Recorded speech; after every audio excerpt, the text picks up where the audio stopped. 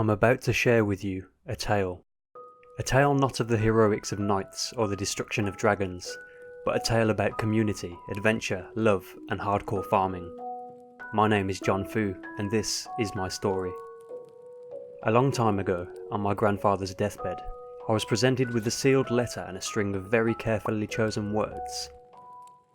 No, don't open it yet. Have patience. There will come a day when you feel crushed by the burden of modern life, and your bright spirit will fade before a growing emptiness. When that happens, my boy, you'll be ready for this gift.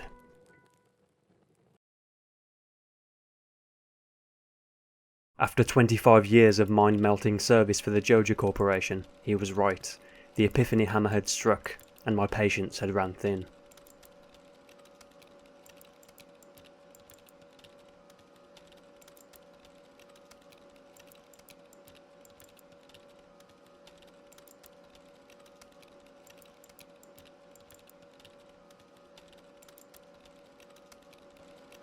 I took the decision to open the letter, curious as to what words had been protected by such a delicate seal for so long. Dear John Fu, if you're reading this, you must be in dire need of a change. The same thing happened to me long ago. I'd lost sight of what mattered most in life, real connections with other people and nature. So I dropped everything and moved to the place I truly belong. I've enclosed the deed to that place, my pride and joy, Fu Farm. It's located in Stardew Valley, on the southern coast. It's the perfect place to start your new life. This was my most precious gift of all. Now it's yours. I know you'll honor the family name, my boy. Good luck. Love, Grandpa.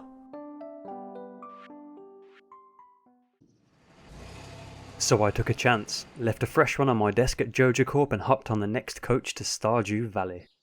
I was greeted by Robin, the local carpenter who had claimed she had been sent by Mayor Lewis, who was supposedly tidying things up for my arrival. Lewis's definition of tidying things up must have been wiping his arse and blowing his nose, because this place was a right f***ing state. Robin's next infuriating choice of words were, with a little dedication you'll have it cleaned up in no time. Easy for her to say, she's not going to be the one nursing calluses on a ballsack after cleaning this shit up. So soon after, Lewis decides to show up, wearing his "oh, was I supposed to do something" face, and diverts the conversation to tell me on the town's new hot topic. Nicknames like Stig of the Dump came to mind. Then Robin has the cheek to call my new place Krusty. I'll admit I was 2 seconds away from playing her some sweet chin music at that point, but Lewis seemed eager to make up for his procrastination by having my back, informing me she was only saying it to try and sway me into buying a house upgrade from a shop. So I kept my cool and came to the conclusion that she just mad because ain't no valley man touching her sandy vag. Lewis then encouraged me to meet and greet the townsfolk tomorrow. At least he was trying to be friendly and welcoming.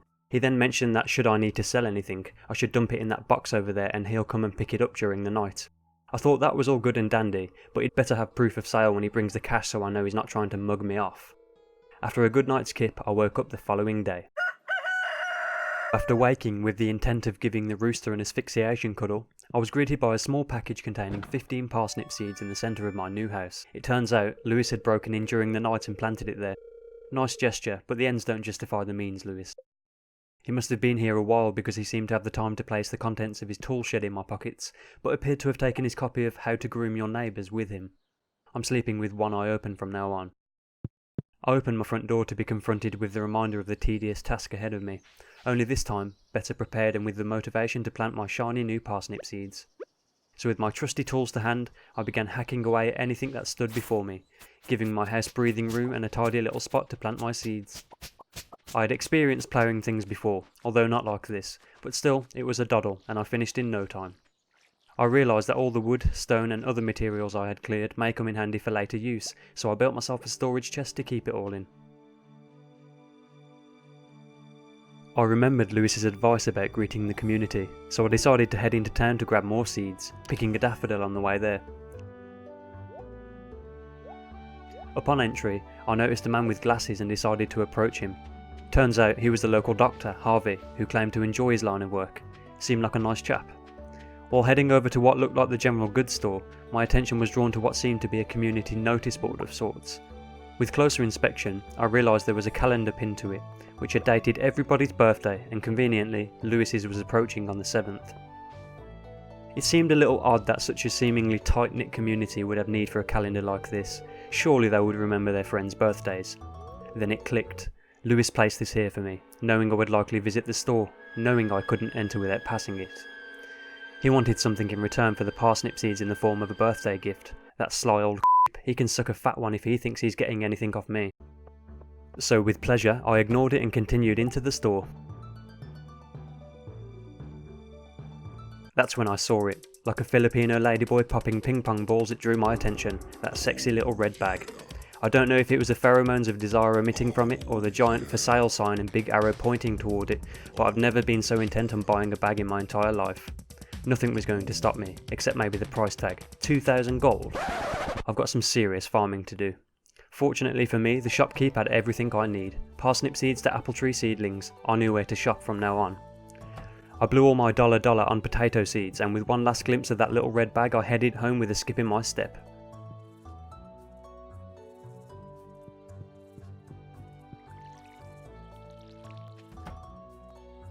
After planting my potatoes and 2 other random seeds I had collected earlier that day, I placed some sap and a daffodil in the cell chest, as instructed, in hopes that some sucker would help me turn a profit. As I slumped towards my bed, exhausted from the day's work, a smile crept across my face. Today was a good day.